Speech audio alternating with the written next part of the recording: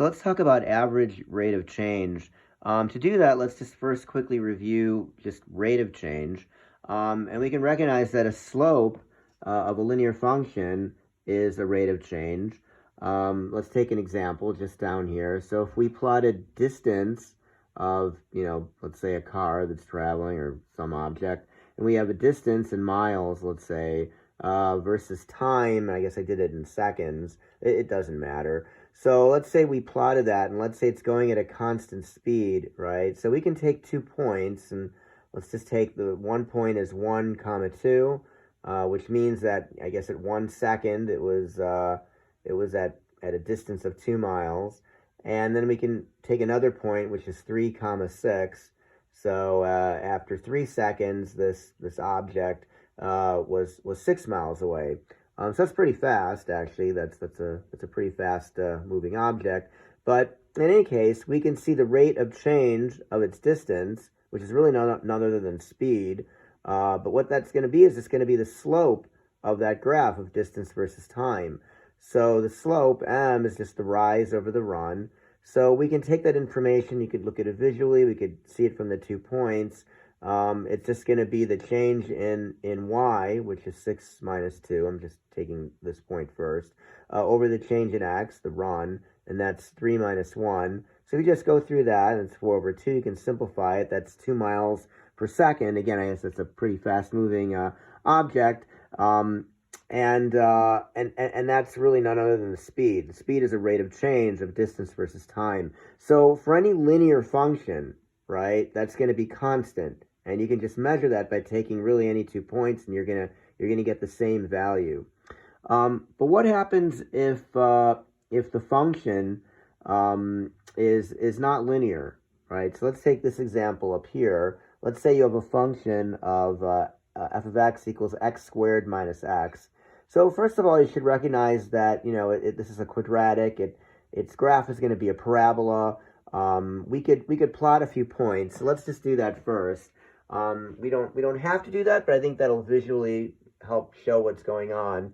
So I just took a few points. Let's say when x equals 1, you can see just plugging in my values for x, and I just picked these. I could have picked anything. I could have picked 3 halves. I could have picked -1, -2. I could have picked a lot of things, but I picked these points, and you'll see, because we're gonna look at what the average rate of change or the average slope is over a certain interval, and I'm going to choose to want to do it between, some certain values of x, just from the ones I picked. But again, I could have picked anywhere.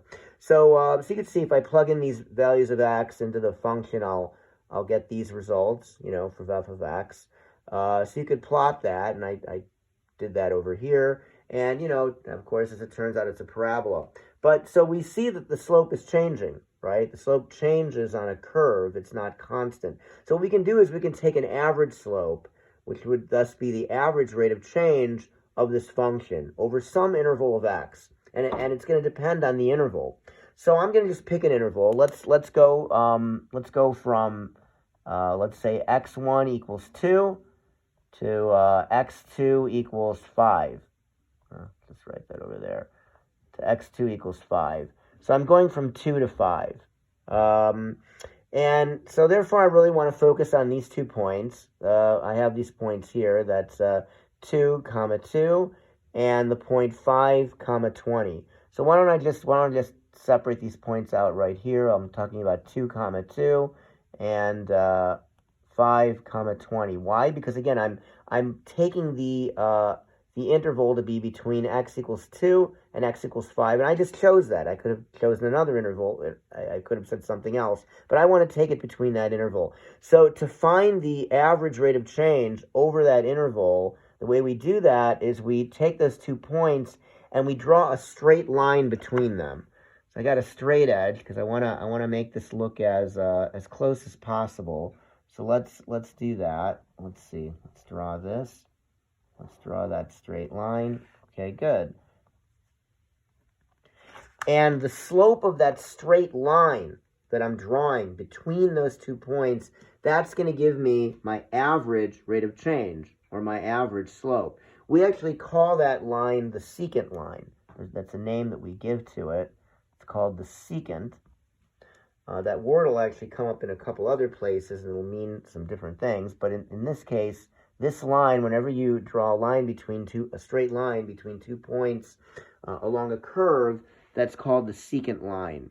So that we can take the slope of, right? Just using the ways we would do that for any kind of linear function, right? Again, we're drawing a line between these 2 points. So to find the slope of that, we would just take rise over run. And we can do that using the points directly, right? We know that if this is x1, comma y1, and that's x2, comma y2, so we know the slope of that is going to be y2 minus y1 over x2 minus x1. But y2 and y1 are really none other than just f of x2 and f of x1. So we'll subtract those from each other. And again, divided by x2 minus x1. So we already calculated these, right? I picked these 2 points. We already have these values here. So that's just going to equal 20 minus 2. I'm just taking this point first. I'm doing y2 minus y1 over x2 minus x1 over 5 minus 2. So that's going to be 18 over 3 equals 6. And that's my average rate of change. That's my average slope. 6 is my average rate of change. We didn't, give units to this particular graph, but just for this function, the average rate of change over the interval of 2 to 5 is going to be 6.